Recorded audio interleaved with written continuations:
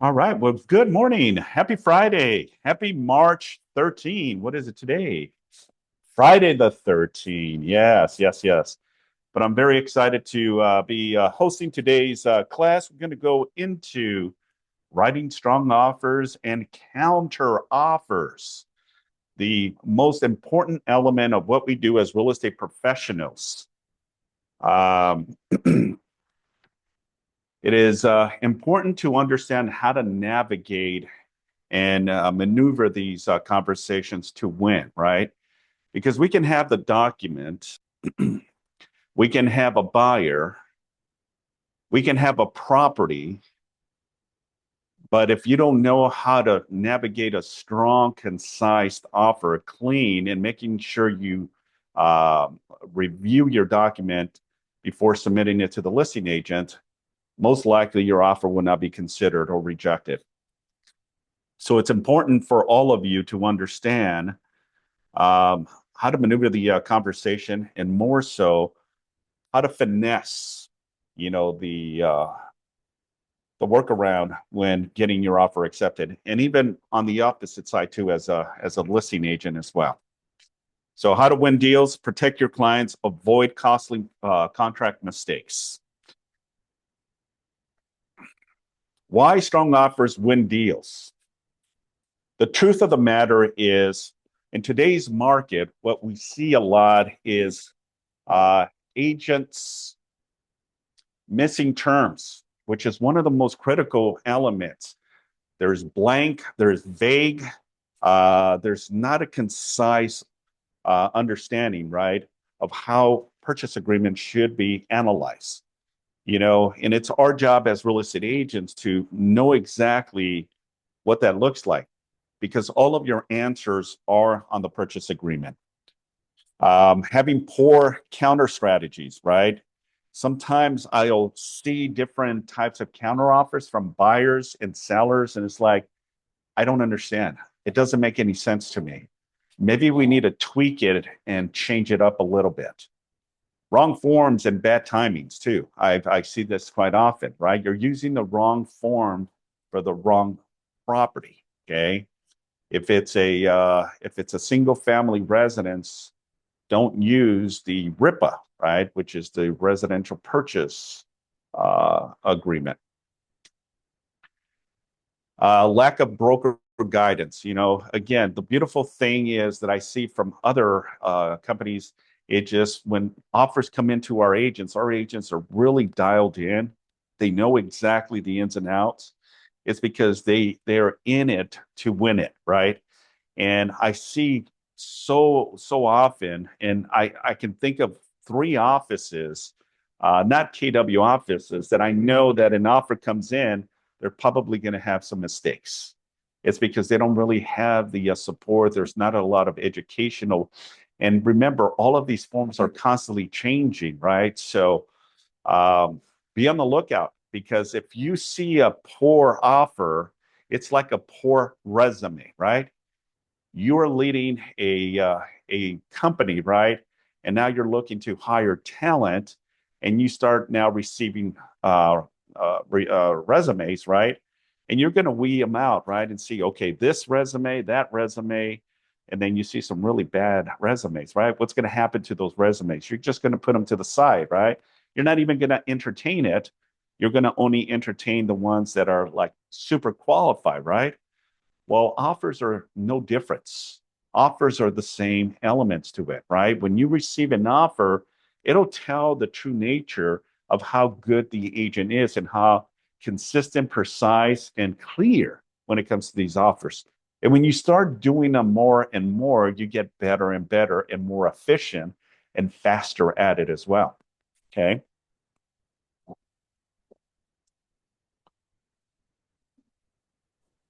Hey Simon, Yes. yeah, I just joined, but I'm seeing the Knott's Berry Farm on my screen. You are. Or All right. Let me redo this again. That is so funny. Thank you. We don't want to see all of you ready to go to Knott's. I am One now. second. Let me see. All right, let's do a double take here. Share.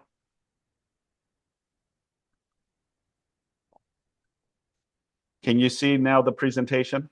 Success. Yes. Okay. Awesome. Thank you. Thank you for doing and checking in. So what makes a strong offer? Well, I was actually teaching a real estate school yesterday for one of our instructors here in the office. And I kept saying, the things that you need to know as a new real estate entrepreneur is no contracts, no negotiations, and no objection handlers. If you at least know those basic positions, then you're going to be in a better position to get more deals done and close. So, what makes a strong offer? Well, one is price, right? Who wants a strong offer, right? When representing a seller, you want the most strongest offer that comes in, which can be high price point, right? Terms, right? Again, what are the terms that the buyer is offering to be considered as one of the offers to be accepted, right? Certainty, right? Underwritten pre-approval lender, right? Knowing that the buyer is in a position to get to the finish line, right?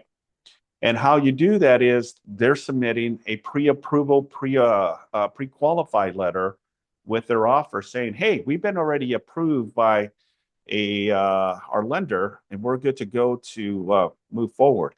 And I've seen offers where they haven't even started the process yet. Okay, meaning you can still submit an offer and still go now and get pre-qualified for a loan. But again, if you're getting multiple offers, it's like a resume. Which ones are the cleanest? Which ones have the best price terms and conditions? And we're going to weed them out and put them in this category. And the ones that are not good offers, we're going to put them on the side and possibly not entertain, right?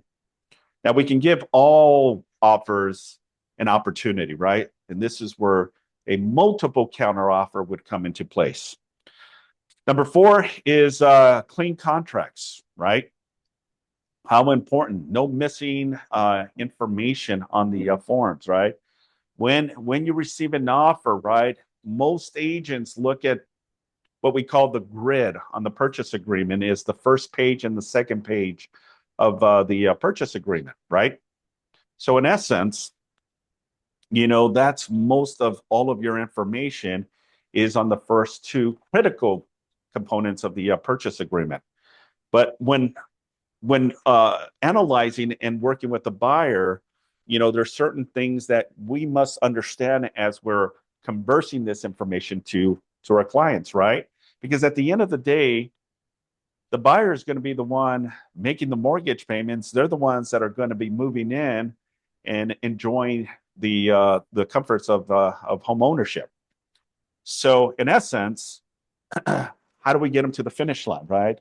That's where we come in as real estate professionals. We have to know how to submit strong offers and navigate the initial process. Okay, so the forms behind a strong offer, right? The core is always, the purchase agreement, right? Better known as the RPA. The buyer inspection advisory, right? Is part of the initial process. Addendums when you're going back and forth, if there's additional terms that we need to add as part of the initial process. It may not be in the beginning, but once you're in escrow, now we have to pivot and add additional language to get to the finish line. Okay. Earnest money deposit, right? Which is one of the most vital elements of our position as we navigate the process, right? If a buyer submits an offer but fails to put in the earnest deposit, then what happens? Okay. Well, we have to send a notice to perform. And if the buyer doesn't perform, the buyer unfortunately may lose the opportunity. Yes, they got their offer accepted, but you need to follow the terms and conditions of the offer. And if they do perform, well, congratulations. We continue with the process, and we are now on the next step, right? Which is doing your investigations on the property. Proof of funds, right? If you're the listing agent, Part of the condition is when you're weeding out all of the offers that come in, which ones have everything already submitted with the offer, right? It's a clean package. All right. What are some of the things that should be included with the offer? Anyone? Proof of funds? Yeah. Yeah. Show me the money, right? Can this buyer perform? Is if you're submitting an offer, right? And you're saying you're putting a 20% down payment, right? But how do we know you do have that money? Just because you put on the offer, how do you substantiate that and back it up, right? Well, show us proof of funds that you have the means to do so, right? So, for example, is if I receive an offer and that offer says they're financing 80% and they're putting 20% as a down payment, I want to know what that amount is on their bank account. Okay. I'm not going to take the offer as face value and determine that they do have the money because we know that when you do this for a very long time, they're just trying to make their offer look strong and then they switch it once their offer is accepted in escrow. Oh, by the way, they're only putting 5% down. Wait a minute. We didn't accept your offer at 5%. We accept your offer with a 20%. Okay. So you got to be vigilant when it comes to stuff like this, ladies and gentlemen, because I see this happen quite often. And if you're a new agent, right, or not an agent that does a lot of business, and you're the listing agent on this, and you take the buyer's agent's face value offer without really diving in and investigating and getting really thorough with it, that's a problem because this deal may fall apart, right? So you got to know how to dissect and make sure that everything that is on that offer concise to something that backs it up to that. Okay. Proof of funds can come from bank statements. Proof of funds can come from investment portfolios. Proof of funds can come from a closed deal that they closed. Maybe they sold their house and all of the proceeds are in their bank account or an escrow receipt that says, here's the seller's proceeds of $1 million that now is going to be transferred over as a down payment and closing costs to the property that you are the listing agent, right? So there's many elements to it, right? A letter from the bank, right? How important is that too as well? I submit the offer. I'm going to send a nice detailed email. Please consider our offer. It's a great family that's looking into moving into this neighborhood. Here's the purchase agreement, the addenda, the agency agreement, the possible representation, the proof of funds, the pre-qual letter from the bank. So you package it well, right? And now you send the email to the listing agent, right? And it's our job to do follow-ups as well, right? Just because you submit your offer doesn't necessarily mean that they receive it. Confirm, follow up. Hey, Mr. Mrs. Agent, just wanted to let you know this is Simon over at Keller Williams. I submitted an offer this morning. Just wanted to confirm if you did receive it. And if you have any questions, please let me know. So that way I can immediately send you what you're requesting. Now, a lot of your answers will be on the MLS, right? So look at the agent's remark and see what the agents are requesting. Because if the agent is requesting this, but not that, and you submit that when you shouldn't, then they're going to say this is an agent that is not understanding the process. And that could be a problem. I'm telling you, agents can be sticklers. Agents can be very sticklers, right? Especially an agent that is already built differently, has a certain way of doing things. It's just going to rub them the wrong way. Okay. So that's not how you're going to win your offer. That's not how you're going to get your offer accepted. So communication, right, is vital and important. I will ask the listing agent to, is there any additional things that I can, provide you to get our offer at least considered or accepted? It's okay to say that. But if you're not having those communications, then your offer is going to be put on the side, right? what we want is our offer to be accepted, right? That would be the sweetest thing, right? Our offer is accepted. But 95 to 99% of the time, you're always going to get a counter just to clean it up. You can have the most perfect offer with everything filled in. You're still going to get a counter offer. That's just the nature, right? Just to instruct the buyer and the buyer's agent, hey, this is the escrow company we're going to use. This is the title company we're going to use, right? The seller is going to need 5 additional days after close of escrow to stay in possession of the property as part of your consideration in accepting your offer, right? So this is kind of how you move the needle when having conversations with the buyer's agent. Well, to everything that I've talked to you about is the psychology of the seller. Understanding what sellers are really thinking is one of the most powerful negotiating tools an agent can have. Sellers just don't want the highest price. They want certainty, speed, and simplicity. Okay.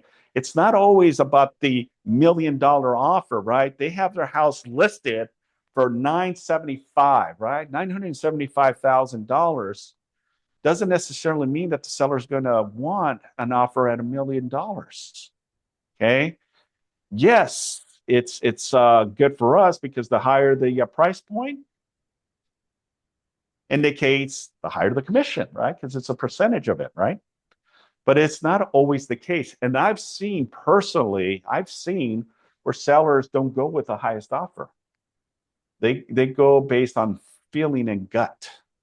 I have a gut feeling about these buyers. Okay. And there's nothing wrong with that, ladies and gentlemen. Nothing wrong with that. Okay.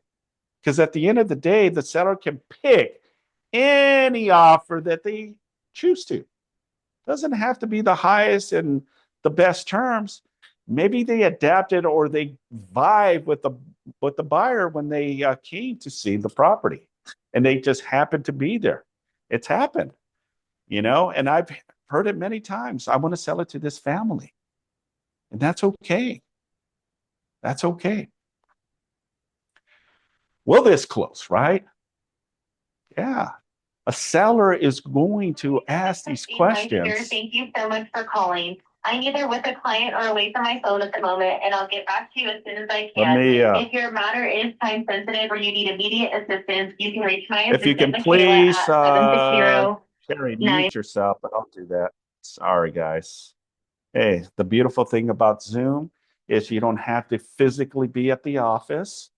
But the unfortunate aspect of being on Zoom is you're not really in class, right? You're making other calls. So, but that's also the power of having the mute button as well. So I apologize for that. All right. So yeah, the seller's always going to want to know, hey, what's the reinsurance that this buyer is going to be able to close, right? Well, there's no certainty, right? You're still in the very beginning of this process. The buyer still has to do their inspections and make sure that they're completely satisfied with the overall condition of the home, right? So there's no way I can say to the seller, I guarantee they're going to close. It's a good price, good terms and conditions. No, no, no. You shouldn't be having those type of conversation. The conversation that you should be having is very simple. Mr. and Mrs. Seller, listen, the buyer has a due diligence period, right, to investigate and make sure that they get any and all inspections regarding the property. And once they're satisfied with that, then we move on to the next step of releasing that as part of the condition. Also, our responsibility is to provide disclosures, what we call seller disclosures. That way, the buyer knows exactly what we know about the condition of the property. Full transparency has to be provided. So if you know anything and everything about the property, we need to provide that as part of the disclosure process. The buyer also is going to go through the navigations, right, of going through the loan process, right? The financials and everything that they need, and also to schedule an appraisal. We need to know if the property is going to appraise or not, right? So once you have a conversation with the seller, yes, Can the buyer close? Absolutely. Based on the information we received and really looking at all of the financials, I think it's a good, strong candidate that we are. But they still have time to back out of the deal too.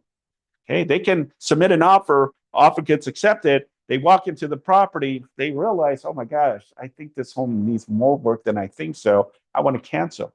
Within their contingency period, they can do that. They can. Okay. So have those conversations from the very beginning will help you tremendously, right? And don't get offer sight unseen, okay? Especially your investors or people that just submit offers, never saw the property. Be careful, okay?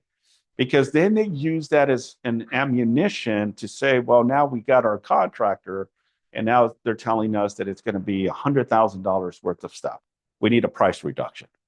Well, shame on the agent for not asking the right questions and asking, hey, did you at least see the property before you submitted an offer, right? You got to be very diligent when it comes to stuff like this. How fast? Shorter, cleaner escrow beats longer ones with unknowns. Control of the timeline and communication is clear, right? So when an offer comes in, ladies and gentlemen, you're looking at that, right? Because the faster we can get this deal closed, the faster you get paid, the faster you're giving the keys to the buyer, the faster the seller is now moving on to their next home, right? So that's vital and important, okay? Are they asking for a 20-day or are they asking for a 45 days, right? Now, the beautiful thing about it is all part of the counter offers, right? Yeah, they may ask for 45 days, but you question why.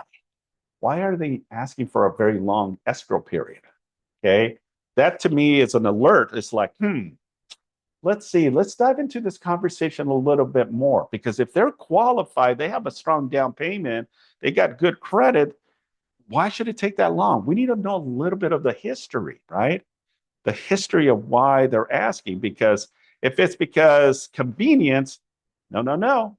I'm going to send you a counter offer. We need to close in 25 days. That's convenient for us, right? And we put the pressure on them because that puts the pressure on the buyer, that puts the pressure on the lender, that puts the pressure on the escrow company and everyone to perform to get it to the finish line. Okay. How certain? A 975,000 clean offer with short contingencies and strong financials often beats $1 million offer loaded with risk and conditions. Yeah. Okay. Don't look at that big $1 million that it's the best offer. No. There might be stipulations in there that may not be beneficial to the seller. Okay. So look at everything and ask yourself, am I missing anything? What am I not seeing? Okay. What am I not seeing? Okay. I typically, and this is just me because I'm old school, I hate to say this, but I do. I'll still print the offers and I'll highlight it. I highlight all of the stuff. Now, these new forms makes it a whole lot easy not to get into an entrapment. But the old forms, and I know Steve is in here, he can vouch for that. Back then there was hidden things further in the agreements that agents would always forget to see. And one of them that I love was when you had to send the notice to perform. Okay, right now you can send a notice to perform within 3 days, right? 3 days before or 3 days after the time of releasing that contingency. Well, back then the RPA had a provision like 4 or 5 pages where you can modify that 3 days and add 5 days or 7 days. So the agent thought, well, I'm going to send you the notice to perform. Go right ahead. Because I knew they had accepted a 7 days to release that as part of the condition, especially if you're kind of at the last stretch of releasing the loan contingencies. Well, people started complaining that, hey, these savvy real estate agents are throwing these stipulations in there and adding more time frame, right? So that's no longer part of the agreement. It doesn't mean you cannot write it. Doesn't mean you cannot put it on additional terms. Hey, I know that the release of contingency is 3 days, but we're asking for 5 days. And if the seller accepts it, good for you. Congratulations. Then they cannot ultimately cancel on you because the amount says 3 days. Okay. How complicated. Sellers and their agents prefer straightforward contracts. Complexity creates doubt, right? How many times have you been in a situation where you're probably dealing with someone that thinks they're very savvy and using all this creative stuff? Look, stick to the basics. Stick to the basics. The purchase agreement is there to protect all parties. You as the buyer's agent, the listing agent, the buyer, and the seller. That's why they have language in there that says, do this or do that. Don't do this, don't do that. But it also has timelines, which is important to understand. If the buyer is not following the timelines, then you have rights to send out the notice to perform. And if they don't perform, you have the right to cancel. Okay. And it's vice versa. Well, wait a minute. What about the seller? What if the seller is not performing? Yeah, I get it.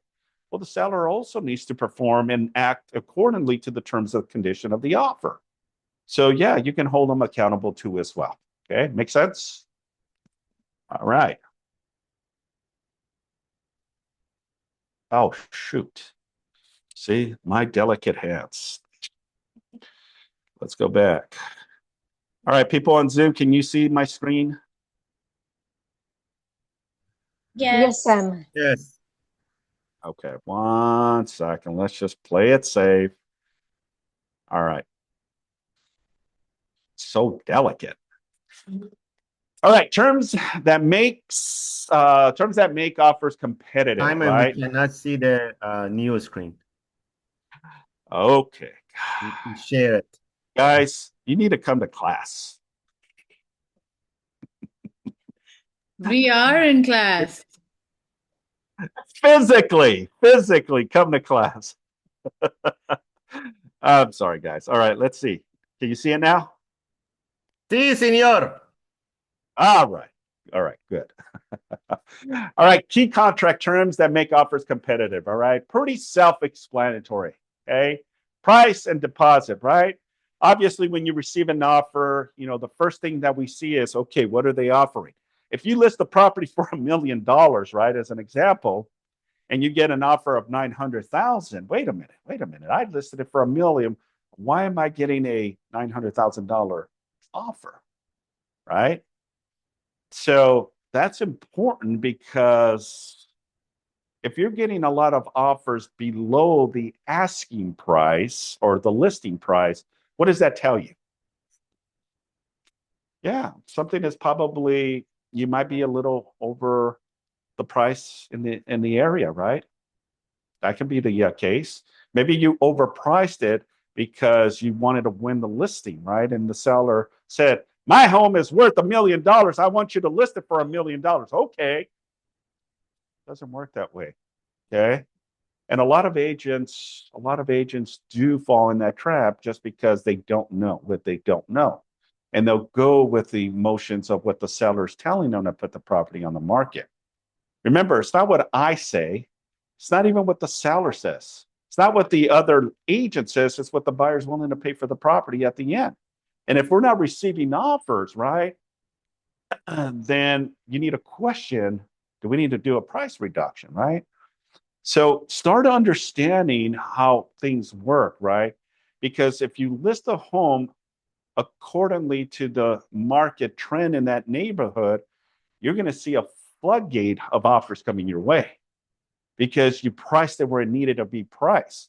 Because I'd rather price a home at or just below to have that bidding war, where now I can help push it, right? Help it push it to even a higher price point. And it's okay, it's okay to tell the buyer, hey, we're kind of over the price point in the area. I'm not sure if it's going to appraise. Okay, but if you still want the property, you may have to release the appraisal contingency, and you may have to come in with the difference. Okay. Well, I need to protect my buyer. I'm not sure if I want to, because what if it's $100,000 over? I get it. Well, where's your buyer comfortable going to? And remember, on the purchase agreement, there's a section that allows the buyer to come in with the difference if need be, if they truly, truly want this property, right? And maybe they're comfortable going 50,000 below the listing price. meaning that the appraisal comes in 50,000 below $1 million, and let's say the appraised comes in at 950, the buyer's okay to come in with the additional difference to make this work. Or they're maybe putting a very large down payment too, where the loan amount doesn't matter, and the bank will offset it and include it as part of the loan because they're putting a substantial amount of down payment. Two, contingencies, right? Contingencies are important. You know, as a listing agent, when you got multiple offers, you might be aggressive. But if you don't have multiple offers, you only have one offer, it's been on the market now for 40 days, you might be easy on it because this is the only one you're trying to hold on to. We don't want to lose this buyer. You may just leave it at default 17 days. And that's okay. Because before you know it, 30 days will come and go, and you'll be like, oh, wow, this wasn't too bad, right? So you got to be lenient too when it comes to these offers. Don't be too aggressive, right? Don't be that King Kong aggressiveness where you kill the deal because you're just too strong on the position, right? Finesse, navigate. That's the art of the negotiation. 100%. 100%. Yep. Yeah, that's the beautiful thing. It's the art, as Steve says, it's the art of negotiation. Loan type, right? How many loan types are out there? Conventional, FHA, VA, hard money loans, private loans, right? Parents are lending their child the loan, and they're going with a cash offer. Okay. Private means, right? But there's a lot of the red tape is not it's not a problem, right? Where a traditional bank maybe, right? So pros and cons, you got to look at it, ask a lot of questions. It goes into the appraisal gap, right? Buyers willing to cover the shortness of it, right? You listed the property for $1 million. The appraisal comes in at 975. There's a $25,000 difference.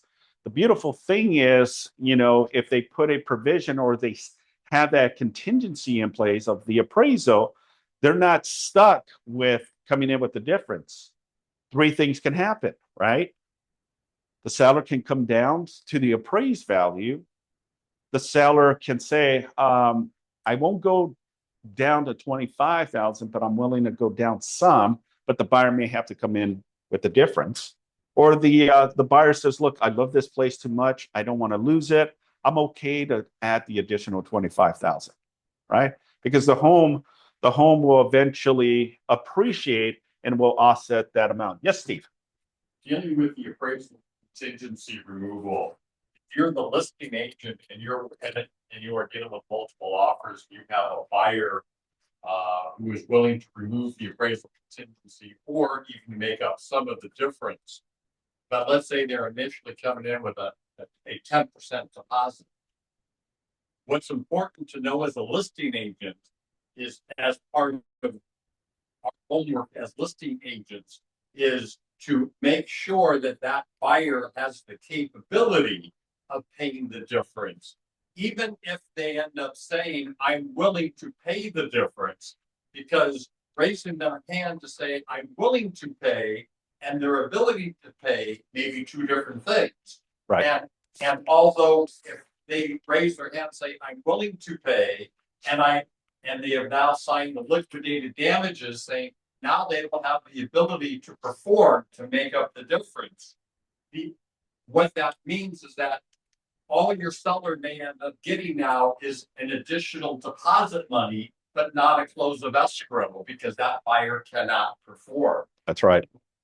Jobs as listing agents is to make sure that even though they raise their hand, that they actually have the ability under the worst case scenario. And that is our jobs as the listing agent, because then at that point, if in 3 weeks or 2 or 3 weeks later, the buyer now says, I can't close the difference, I can't close escrow because I don't have the money, and your seller now goes, well, why didn't you know? Okay, that's what I paid you for, to be able to know. Why did you accept that offer? And you're going to say, well, because he agreed to pay the difference. Well, what good does it pay the difference if he doesn't have the ability to make up that difference? Yeah. And that's our job. Yeah, good point, Steve. Thank you for sharing. All right, possession and repairs.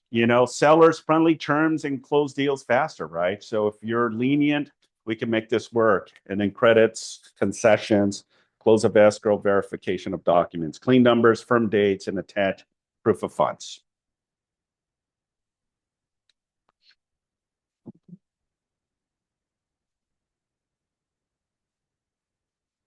Okay. All right, sir. Deposits, EMD, show commitment and upfront, right? Would any of you, if you were representing the seller, accept an offer with zero deposit? How many say yes? How many say no? Did you say ever? Yeah, well, ever accept it. Yeah. How many say yes? How many say no? How many say I don't know, right? It depends on the circumstances, right? Now, I've bought property where I put minimum down payment. Okay. And I've seen buyers also put very small deposit. And I'll explain the pros and cons because there's a backstory to it, right? And on the purchase agreement, there's a section that allows us to put additional deposit in the near future too as well. But I'll explain how that works. But yeah, deposits are kind of a vital thing on this offer, right? And as you're navigating and reviewing these offers, that's part of what you need to see. And I've seen mistakes where I see in the earnest deposit where they accidentally put the down payment amount. And when you see a deposit of $200,000 when it should only be $30,000, you want to question, what's going on here? Are they actually going to put 200,000 or was it an error? Okay. I don't know. That's an aggressive move, right? If they're putting 200,000 as good faith into escrow, that shows commitment, right? And some may have the pocket to do so, to be saying, look, I want this property. I'm committed to it. Here's my availability that I'm good to go. And if it's their primary home, the unfortunate element to it is they're only in risk of up to 3% for liquidated damages, which is under paragraph 29. The rest of the money, if the buyer breaches the contract, doesn't perform, the seller can only go up to 3% of the amount, and then the rest has to be returned back to the buyer. Only if it's primary. Yeah, only primary. If it's an investment, then yeah, you can go for the full amount. But here it is, guys. Look, I've been doing this. Steve, you've been doing this for a very long time. I've never seen anyone that's able to get all of the money that exceeds the 3%, because you got to prove it. If I'm a seller, if I'm a buyer, I want to know what damages that I really incur here, right? Prove it to me, Mr. and Mrs. Seller, that you feel entitled, that the $300,000 that I put in good faith as an earnest deposit, that you're entitled to. One, you still own the property. Two, you're going to put the property back on the market. Three, what damages did I do in 2 or 3 weeks of being in escrow, right? Any judge is going to see it, right? It's just so you got to look at it from that. And I've seen agents that believe that they should be entitled to the entire. I chuckle and I laugh and I says, well, okay, but the truth of the matter, it doesn't work that way. Okay. But understand, to make sure you understand the difference when, if you're dealing with an owner occupied buyer versus a non-owner occupied, you do not want to tell your non-owner occupied buyer the maximum risk you have at hand is only 3% if they put up more than 3% deposits, if in the event they are not intending to owner occupy. That's right. Is that it may not be more than that, right? But understand the difference between what you tell them, what could be, because you could be held liable if in the event it goes in excess. Yeah, exactly. Thank you. Yeah, absolutely. what we say can, what we use against us. Yeah, exactly. So a strong EMD is 3% of the purchase price or higher, delivered within 3 business days. It's 3 business days, not calendar days, because it falls on a Saturday or holiday. Escrows are usually not open, right? So it has to be business days. Proof of funds attached, right? Any offer, please make sure that you can back it up. Show us the money, right? A weak EMD is a 1%. Signals hesitation. So most of your investors will try to just put as minimum as amount because they're going in releasing all contingencies with the fact that they're either going to buy it to flip it or they're going to try to wholesale it, right? So they don't want to put as much of a EMD in there, so they'll try to push the threshold to pay, very low earnest deposit in escrow. All right, let's continue. By the way, the answer to your question of how many would accept an offer with 0 down payment, the answer is 0. Yeah. Okay, because again, if there is an offer with no consideration, okay, no earnest money of any sort, you don't have a legally binding contract under the statute of frauds. Well, Steve, let me ask you this. If I submit an offer to you with $1 as my earnest deposit, Totally done. totally valid. Yeah. Remember 3 elements of a contract: offer, acceptance, consideration. Yeah. And consideration is anything of value with at least the value of $1. That's right. So I can submit an offer and says, I'm going to put an earnest deposit. $1 is all you need. If the seller accepts, it's an acceptable offer. All right, contingencies and strategies for strong position, but never reckless, right? Inspection contingency standard is 10 to 17 days, shortened only if buyer can act fast. Contingency removal, part of the disclosures. Make sure that you review the AVIDs, the TDS, and the SBQ before you decide to go. So now, let me ask you this question, and I know people are going to have different positions. Can a seller provide you with seller disclosures even before you accept or even before you submit an offer? Can you call the listing agent and say, hey, by the way, does the seller have all of the seller disclosures that we can review before we even submit an offer? What do you think? Is that something that we can ask? Yeah. Absolutely. Yeah. Yeah. Most agents don't do it that way, by the way. They wait until an offer gets accepted, then they go through the motions of filling out the paperwork. But a good agent would start having the seller do all of that proactively and now have it even before any offers or even before they even put it on the market. Because if someone asks, hey, do you have disclosures? Yeah, we have all the disclosures. Here you go. That way we don't waste any time. Because now the buyer can see, okay, these are some of the conditions that the property has. We now know we're going to move forward or not. Yeah. So there's a very small percentage that listing agents do have the forms ready to rock and roll. Loan contingency, 17 to 21 days. We used to be 21, by the way. So I apologize. It's not. But the beautiful thing about the contingencies, you can put 21 days. Okay. But now it's already defaulted to 17 days, right? But back maybe 4 years ago, it was 21 days, for a loan contingency to be released. Appraisal contingency, 17 days, which is the standard, right? So immediately when your offer gets accepted, you want to be on the call with the listing agent, with the buyer's lender and say, hey, hurry up. We need to get this rolling. You submit the offer to the lender, so the lender can now start the initial process because time of the essence, right? The faster you get it done, the faster the lender can get through all of the variable, process to be able to close it on time. Because most of the delays is lender. Okay, most of the delays are from the lender, right? So the faster you push him or her to get the ball rolling, the faster you'll be able to close on time or even sooner, right?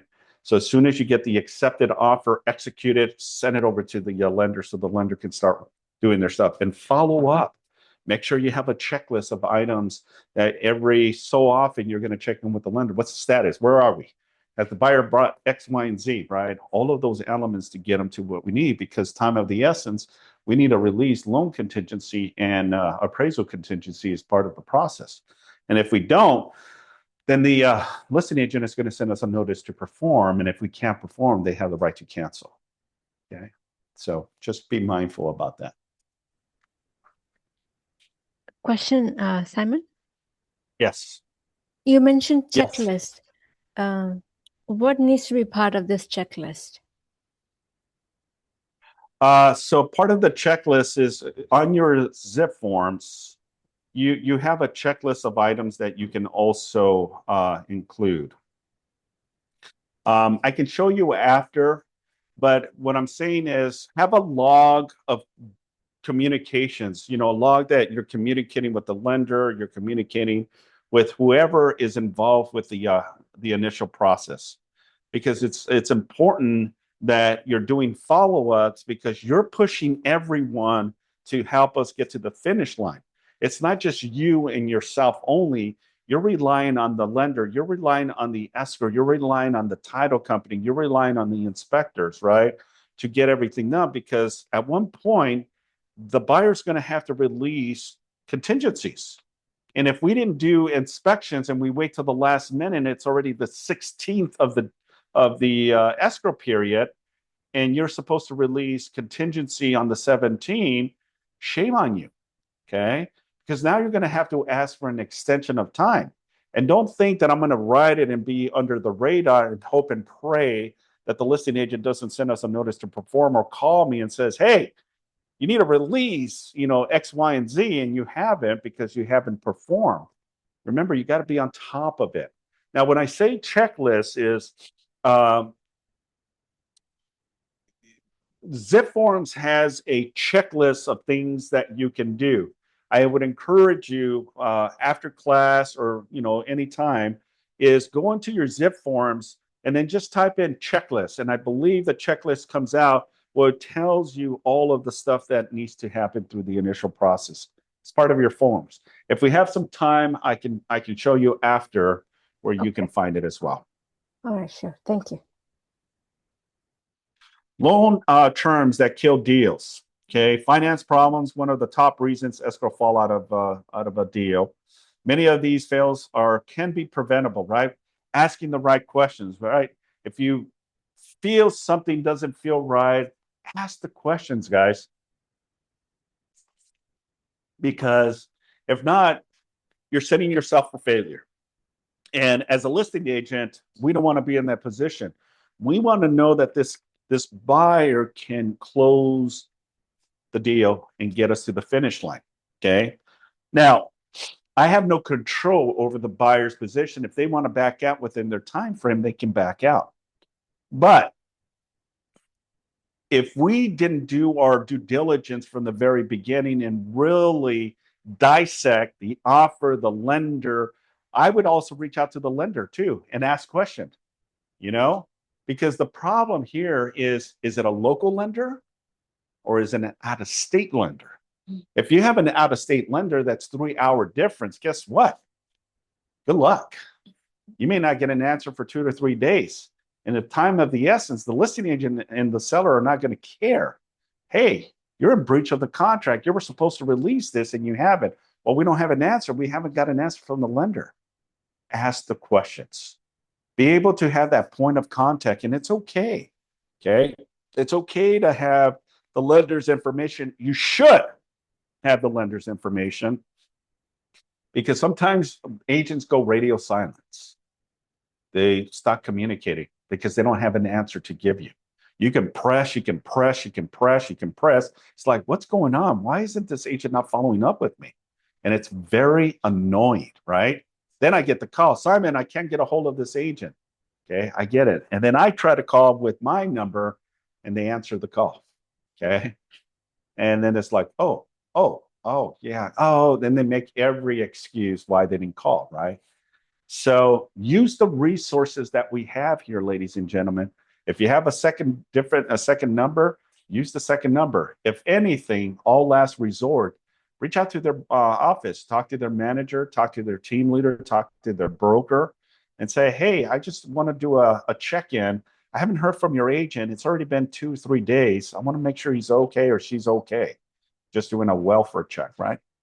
Maybe they're out of the country. Maybe they're in an isolated thing, thinking they were going to be back on time and they haven't, right? So wrong loan, common loan mistakes, the type of loan, the LTV, loan to value, missing information. Most of the stuff is internal stuff from their credit, right? When you're working with the buyer, the first thing you should be telling them, okay, congratulations. I'm gonna help you find, identify, negotiate, and hopefully within 30 days, give you the keys to your beautiful home. By the way, don't get excited just because we accepted your offer. Don't go buying furniture and put things on credit, right? I know you want all new appliances. I know you want all this furniture, and you're going to use credit to do so because it's going to spike your FICO score. Guess what? The lender does not just one hit, but they'll also do a final hit just before closing to make sure that your FICO score didn't go overkill and you just spend $100,000 worth of furniture to fill in your house. Because I've seen situations where that happens, and now unfortunately the deal it gets killed. Okay, so be careful. Have those conversations with your clients. Strong loan package looks like a pre-underwriter approval, right?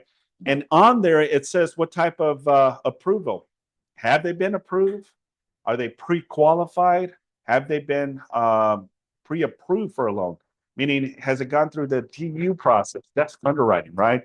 Where the lender has already got all of the 2 years tax returns, pay stubs, employment verification,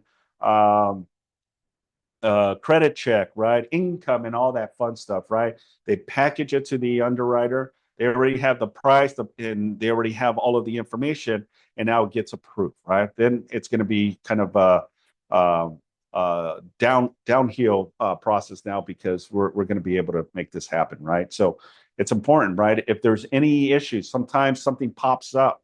Child support is one of the biggest ones. Something pops up with something else on the lien that wasn't caught, and now it's caught, right?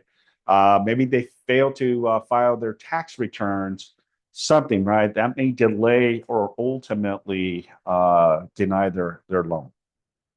So be mindful of stuff like that. Appraisal gap and strategies, okay? Buyer covers the difference, right? Which we already talked about. Full appraisal waiver, right? Sometimes, to make your offer aggressive is, hey, I'm going cash. I can care less of what the value is. Look, I'm buying it and I'm going to be here for the rest of my life, right? They may not care about the appraised value. Gap caps, right? Meaning that the buyer's willing to come in with the difference, right? On the purchase agreement, it allows us to do so. Partial waiver, right? Meaning, hey, I'm willing to do so. This is part of the negotiations now, guys. We have our contingency in place, but the appraisal came in. Now it's both the seller and the buyer willing to make this work, right? And I've seen situations where the seller will say, look, I'll come in with half of it. I'll reduce the price, and then you've got to come in with the difference to make this deal work. Okay. Make a win-win out of all process. Things you also want to, you don't see it very often, but every now and then a cash buyer will end up putting an appraisal contingency in on their cash offer. And so at that point, just be cognizant you're a listing agent for that, especially if you feel the buyer is paying a premium on that property at that point. Right. To navigate that. Yeah, exactly. Additional terms that you'll see quite often is rentbacks. Sometimes if asking the questions and having conversations with the listing agent, hey, what does the seller want? Well, they need time because they're moving out of state. Okay, so if we give them 14 days of possession after we close, is that something doable? Absolutely. If you can give that, then yeah, they'll definitely consider your offer. right? So reach out to the listing agent and ask those questions, because all of your answers can be done. And now you prepare the offer concise of what the seller's wishes is, because then you're going to get your offer accepted instead of back and forth counteroffer. The other thing you should be asking is, hey, what's the escrow company you want me to put on the offer? What is the title company you want to use? What is the home warranty that you guys work with, right? If you're proactive that way, you put it all in the offer when you're ready to get your buyers to sign off and then submit it to the listing agent.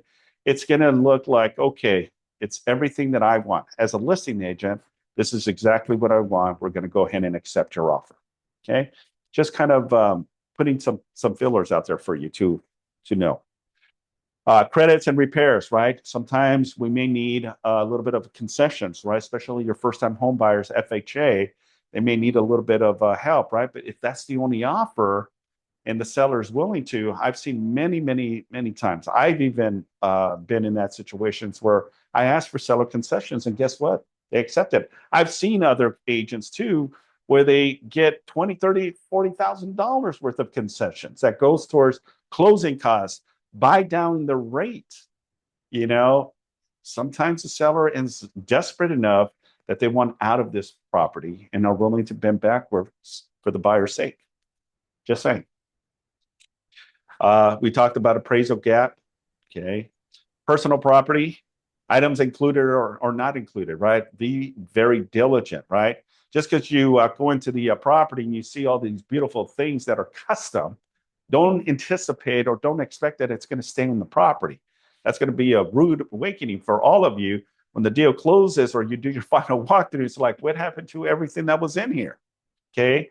Make sure you're communicating with the listing agent. It's important, right? And then if the buyer is asking for certain things, put it in the offer, saying the buyer is asking for that specific couch, that specific this, whatever the situation is. Everything is negotiable. Everything is. Okay. So it's okay to put it on the contract, but it has to be obviously reasonable too as well. Just because you see a classic vehicle in the garage doesn't necessarily mean that's going to be part of the package deal.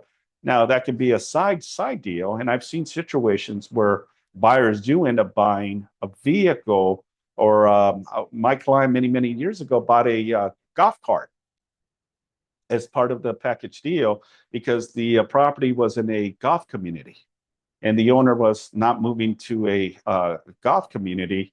And they had a very nice custom golf cart that had all of these bells and whistles. So as part of the incentive is, look, we want this as part of the package deal, and they incorporate that as part of the deal. Okay. Counteroffer basics, know your forms. Okay, so again, kind of the elements, right? Most of us already know there's the seller counteroffers, there's the buyer counteroffers, and then there's the seller's multiple counteroffers, right? The SCO, the BCO, and the SMCO, right?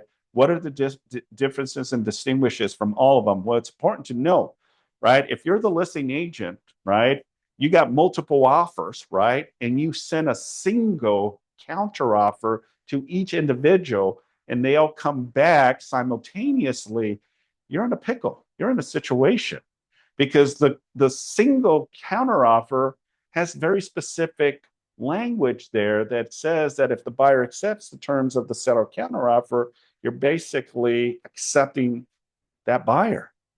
But wait a minute, I have other offers that came in. We were waiting to see who was going to bring the final best terms and all that stuff. So make sure that if you are a listing agent and you do have multiple offers, use the right form. I've seen situations where that has happened, and now we're kind of in a position, we didn't really want to accept this offer. We wanted to go with the second, but the first one submitted the counteroffer sooner. Well, I said, unfortunately, they have their case here. We have to accept their offer. Because if not, then we're basically working out of ethics here, because they can have a position in an argument saying, we accepted the seller's counteroffer, so therefore the only way to get out of this is if the buyer breaches the contract and doesn't perform, then we can put the one that we truly wanted to be in contract with as a backup offer. the beautiful thing with the SMCO, it does have language in there. Even if you send it to us immediately after we send it to you, doesn't mean we have to accept your terms, because there's other offers that we submitted that may be different price, terms, and conditions. So that's kind of your safe haven. So make sure you're using the right one. Do you send out a buyer counter offer, get another offer that your seller wants to now counter before you even send. You then send out a seller multiple counter offer to buyer number 2, but immediately before sending the counter offer to buyer number 2, you send out a cancellation of counter offer to that original buyer number 1. And then resubmit it under a seller multiple counter offer 1 under the same price and terms of that seller choose to do it. But you immediately send out that cancellation. Right. Okay. So that this way it's already time stamped and the whole bit, which nullifies, which then cancels out that counter offer. That's right. Yeah. Thank you. So the seller counter offer, when used, typically when you use these counter offers, is to modify, right? The offer that the buyer submits may have favorable terms for the buyer, but not favorable terms for the seller. That's why you want to clean it up and says, look, I thank you for the offer, but your price is too low. You need to send us your highest and best. Or I've even seen where listing agent says, look, the offer needs to be at this price. It doesn't mean that the buyer has to accept that, but they're saying, I need your offer to be at this price. Otherwise, the seller is not going to accept your offer, right? Price changes, term changes, timeline changes. That's the beautiful thing about these counter offers. Multiple counter offers, the strategies, how they work, right? So each buyer receives identical or different. Okay, sometimes they may be all identical, or sometimes they may be a little different, right? Not all offers are going to come in with the same price, terms, and conditions. So you may have to tweak them in order to align to every specific buyer, right? Not necessarily that it's uniform with everyone, and you could. Maybe it's just really the price. You're okay with the terms and conditions, but now you're pushing everything, squeezing as much as you can to get the buyer to go up. And then you'll just send a multiple counter offer to 3 offers saying, hey, bring us your highest or best, or say, this is the price shall be. And if anyone hits that, then you could go with accepting that. But what if 2 people say, I accept and I'll go up on that? Then you can send another counter offer and say, okay, now instead of 3, now we're 2. So who wants it? Okay, a bidding war. And especially when it's a seller's market, guess what? It's fun. I like it. Okay, but the buyer needs to understand, hey, you know what? If you want this property, this is what you need to do. You got to play, right? So just be mindful of that. Counteroffer mistakes that kill deals, right? Using the wrong counteroffer. I've seen that happen quite often, missing initials and all that. Just because you didn't sign it doesn't mean it's accepted. It has to be fully executed, okay? So be mindful of that. And if you want a copy of this presentation, I'll be more than happy to email it to you. Just send me an email, okay? Zip forms, tips for writing strong offers. Again, I'm just going to go kind of quickly here for the sake of time. Use the templates and checklists. Make sure you double check and verify. And always, I know there's some agents too that send it to me. Simon, can I get your eyes on it before I submit it to my clients? Okay, I'll do a quick review and says, okay, it looks good on my end. Boom, okay, and get it done. Make sure you're using the most current version of the form. So very important and vital. Real world negotiations, right? Control the terms, control the timelines, control the emotions. That's probably one of the biggest things. People get so emotional when it comes to this. Remember, negotiations is not strong arming someone. It's the win-win for all. It's the finesse. The one that gets emotional loses. The one that is not emotional wins. Okay. Yesterday, I was in a very hostile conversation with 2 agents and a buyer that was pissed that her offer didn't get accepted. And she says, well, the counter offer said that at 6 p.m., we had till 6 p.m. I submitted my offer at 1 o'clock and they ended up going with another offer. How dare that the listing agent and seller do that to us? I'm upset. I'm ready to file a complaint against. I says, and the agents were a little bit like, oh my gosh, we need help on this. And I get it, right?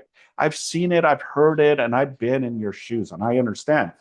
So I got on the call and she just started going 100 miles. I says, okay, got it, got it. So I let her just spill the beans. Okay. Let the emotion come out. And then I executed and says, well, this is how it works. Look, it doesn't help you to file complaint right now because they're willing to accept you as a backup offer.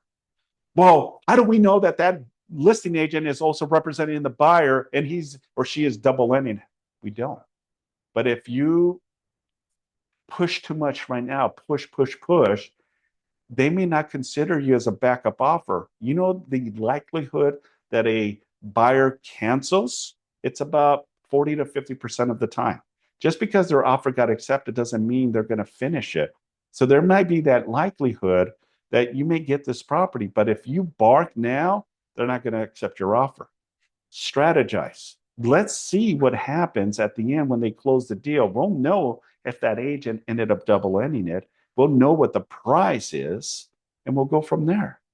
And then she calmed down. She says, thank you, Simon. And 130 or 180-degree change in her demeanor, right? So take the emotions out of it, and it'll help you tremendously. Yes, sir.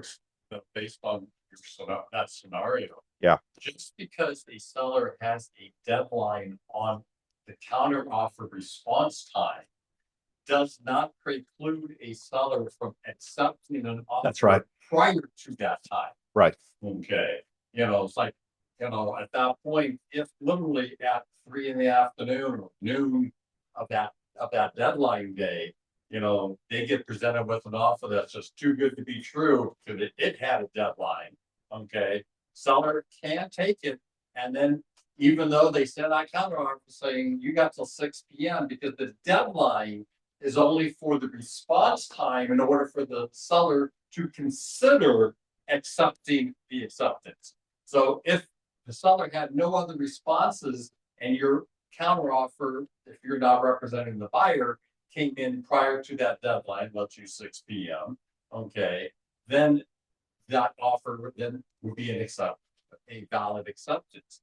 If that counter offer response comes in at 6:15 p.m. with a 6 p.m. deadline, even though signed and accepted by the buyer, it doesn't automatically make it accepted unless that seller wants to accept the acceptance because it came after the deadline. And the seller could still say, even without having any other offers, I'm not accepting your acceptance because it came after deadline.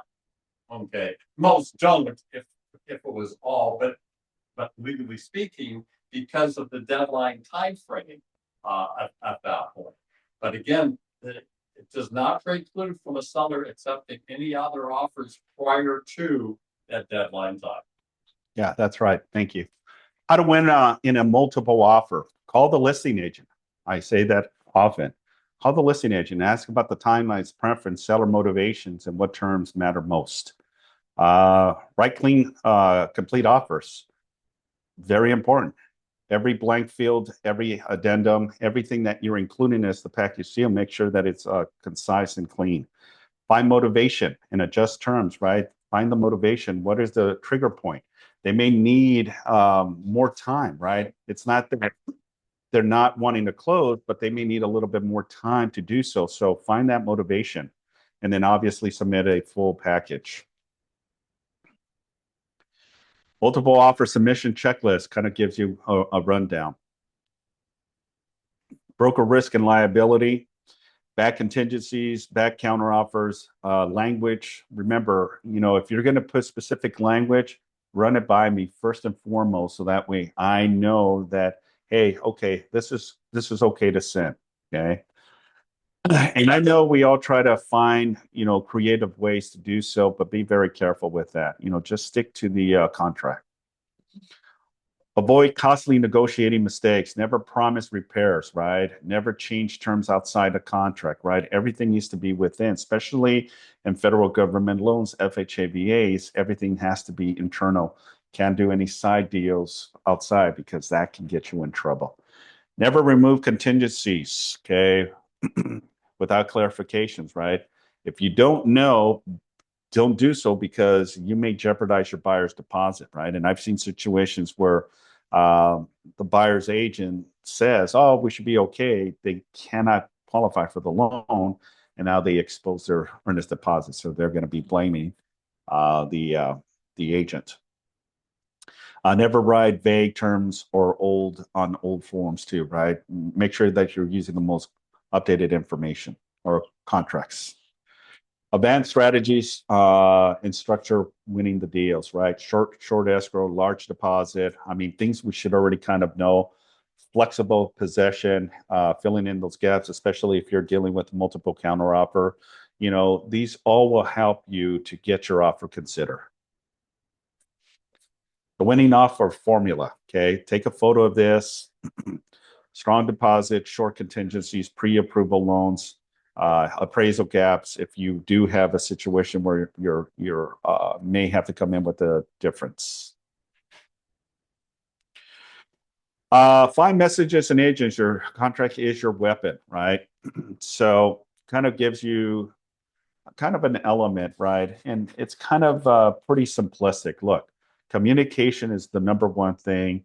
Asking the right questions, making sure you double check, triple check your offers, and before you submit, send it to us so we can do a review. If you're part of Nina's productivity program, send it to her or send it to me so we can get second eyes, third eyes on it before you send it, because it's a representation of not just you and your clients, but it's also Keller Williams and us. We want to be the best of the best. We want to be able to say that Keller Williams agents, are very professional, very concise when it comes to their offers, instead of KW agents or sloppy, lazy people, right? You don't want to be part of that, right? And there's companies out there, unfortunately, that are. And just a couple takeaways. Strong offer, equal price terms, certainty, and clean contracts. So just kind of the same thing that we discussed earlier. And again, that kind of pretty much concludes our class. Any final questions before we stop? Let me just quickly look at some of the comments. What is the zip forms name for checklist? I've searched and checklist is not the name. Okay, let's see here. Okay. Does everyone see my zip forms? No. No. Okay. Let's do this. Share and now can you see it? Yes. All right. Yes. All right. So let's see. I don't know if it's checklist, but let me type it. Okay, so it's not checklist anymore. There used to be a name for it.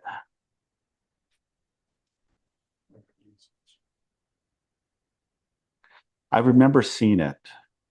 I just don't remember the acronym. Here it is. It's transaction cover sheet. Let's see. No, there used to be a checklist. So this is just a transaction cover sheet.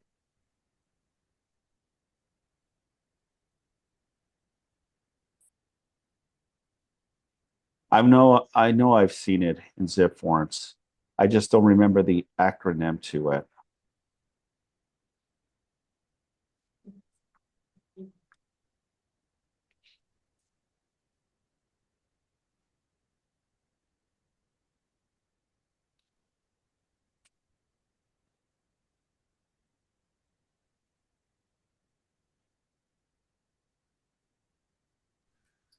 Simon, I thought that there was, it would say like seller checklist, buyer checklist, or something to that effect, but there's some wording in between also. Yeah. Yeah, I'm just going real quick through all of the forms. And bear with me if you need to leave, it's okay. It's being recorded. So I remember that there was. I don't think it was the cover sheet. This is. I don't know. I would have to look for it, Lily. I'm not. Okay, no I know it's worries. somewhere in here. So, but anywho, okay, Yeah, cool. let me know and send me the, you said that you could send me the slides. Yeah, send me an email, Okay. and then I can send you. Not a All right, problem. then. So you. what was the next? Thank you. Need to jump off. Okay, I had offers with promissory notes as a deposit from an investor. Robert, be careful with those. I'll promise you. It's like I'll put it on the napkin here. I promise you to. Yeah, don't accept that. Yeah. All right, here's one. Okay, Simon, some of us were at the South Bay Association New Agents Orientation this past Wednesday. There was a lot of what not to do, or you will get into trouble from legal, even social media. Okay, permission was Dear shown as a Simon, violation. sorry, I will just say it to you instead of you trying to read and trying to interpret. But Oh, they make well, it so like when we went to that orientation, they scared us about just about doing anything, even social. Like they scared us, like literally scared us. And so, like as you were talking about how to prepare all these documents and everything, how can we be sure